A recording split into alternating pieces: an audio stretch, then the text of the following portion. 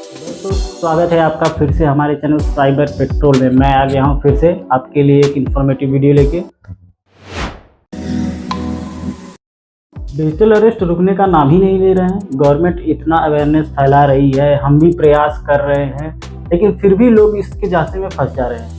इस समय जब भी आप कोई भी कॉल करते हैं, आपको मैसेज आता है, आपको बताया जाता है कि डिजिटल अरेस्ट जैसी कोई चीज़ नहीं होती है। कोई भी पुलिस अधिकारी आपको फ़ोन करके या वीडियो कॉल पे आपको अरेस्ट नहीं कर सकता है, फिर भी लोग इसके जाल में फंस जा रहे हैं। अभी एक केस हुआ है आपके शहर का, जी हाँ, बनारस में केस हुआ है। BHU के एक डॉक्टर हैं, रिटायर्ड डॉक्टर PR गुप्ता, उनके साथ डिजिटल अरेस्ट का केस हुआ है। डॉक्टर साहब को 24 घंटे तक डिजिटल अरेस्ट करके रखा गया। मामला क्या है आइए बताते हैं। मंगलवार 20 मई की बात है। सुबह डॉक्टर साहब को कॉल आया। सामने वाले ने बताया कि वह पुलिस अधिकारी बात कर रहा है। उसने बताया कि डॉक्टर साहब आपकी लड़की जो है आपराधिक गतिविधियों में शामिल है, उसके ऊपर मुकदमा चला जा रहा है और उसको गिरफ्तार किया जाएगा। अगर आप अपनी बेटी को बचाना चाहते हैं तो हमें पैसे दीजिए, नहीं तो आपकी बेटी के साथ साथ आपको भी गिरफ्तार किया जाएगा और आपको कोर्ट के चक्कर लगाने पड़ेंगे। इसके बाद डॉक्टर साहब बहुत घबरा गए।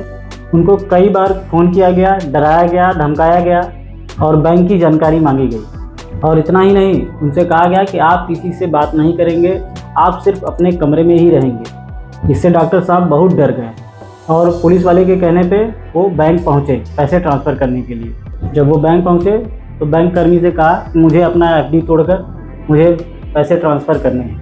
इस पर बैंक कर्मी ने जनरल पूछा कि आप पैसे किस काम के लिए निकाल रहे हैं, तो उन्होंने बताने से मना कर दिया। उन्होंने इनकार किया क्योंकि रकम बहुत बड़ी थी, इसलिए बैंक कर्मी ने दोबारा पूछा तो वो बहुत नाराज़ हो गए और वो बताना नहीं चाह रहे थे। इससे बैंक कर्मी को जो है शक हुआ।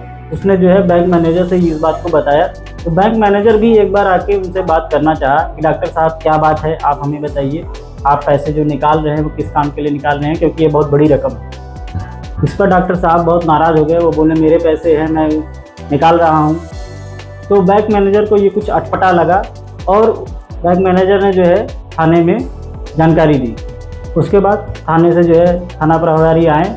उन्होंने डॉक्टर साहब से बात की, उनसे जानना चाहा कि क्या कारण है, आप पैसे क्यों निकाल रहे हैं, लेकिन वो बताने को तैयार ही नहीं थे कि वो पैसे क्यों निकाल रहे हैं। बहुत समझाने बुझाने के बावजूद जब उन्होंने नहीं बताया कि पैसा वो क्यों निकाल रहे हैं, तो थाना प्रभारी उनको थाने पर ले गए और उनको शांति से बैठकर समझाया और पूछा कि आप क्यों कर रहे हैं। तब उन जो है विश्वास जब उनको हुआ तो उन्होंने जो है सारी जानकारी दी कि उनके साथ जो है ऐसी घटना हो गई है। उसके तुरंत बाद ही थाना प्रभारी ने उस नंबर पे बात की जिससे उनको फ़ोन आया था, जो अपने आप को पुलिस अधिकारी बता रहा था। उस नंबर पे जब बात की तो वो सब पका गए और फ़ोन नंबर बंद हो गया, जिससे उन्हें पता चल गया कि ये कोई फ्रॉड है। उन्होंने डॉक्टर साहब को समझाया कि आप घबराइए नहीं, ये फ्रॉड है जो कि पुलिस वाले बनकर लोगों को ठगते हैं डिजिटल अरेस्ट के नाम पे। तो इस तरह से डॉक्टर साहब जो है डिजिटल तो अरेस्ट तो हो गए, लेकिन उनके पैसे नहीं गए, पैसे उनके बच गए। यहाँ पर मैं बैंक और बैंक कर्मी की जो है तारीफ़ करना चाहूँगी कि उन्हें जब शक हुआ तो उन्होंने आगे जानकारी दी, मैनेजर को जानकारी दी, पुलिस उसमें इन्वॉल्व हुई, जिसके कारण यहाँ पता चल पाया कि डॉक्टर साहब ट्रबल में हैं। क्योंकि वो बता नहीं रहे थे, उनको डर था कि मेरी बेटी के साथ कुछ बुरा हो जाएगा, मेरे साथ बुरा हो जाएगा, जिसके कारण वो बता नहीं रहे थे। लेकिन यहाँ पे पता चलने के बाद, पुलिस की कार्रवाई के बाद केस सॉल्व हुआ। दोस्तों जैसा कि मैं बार बार कहता हूँ कि जो अधिक उम्र के लोग हैं, जो एजेड लोग हैं, उनको ज़्यादा जानकारी होनी चाहिए, क्योंकि ज़्यादातर वही फंसते हैं। क्यों? क्योंकि वो ज़्यादा इमोशनल होते हैं और उनको इस समय हो रहे सारी चीज़ों के बारे में जानकारी उतनी नहीं हो पाती है, जिसके कारण वो फंस जाते हैं। हमें आपको चाहिए कि ज़्यादा से ज़्यादा लोगों को बताएं ऐसी डिजिटल अरेस्ट से कोई चीज़ नहीं होती है। कोई फ़ोन आए, OTP मांगे तो ऐसे नहीं देना चाहिए। और कोई सामने से पुलिस वाला या अधिकारी बनकर फ़ोन करे तो आप घबराए नहीं, और सबसे पहले ये किसी न किसी को जानकारी दे, किसी न किसी अपने को, रिश्तेदार को बताए, जिससे वो समझ पाए कि हाँ वो सही, सामने वाला जो है वो सही में पुलिस है या कोई ठग है।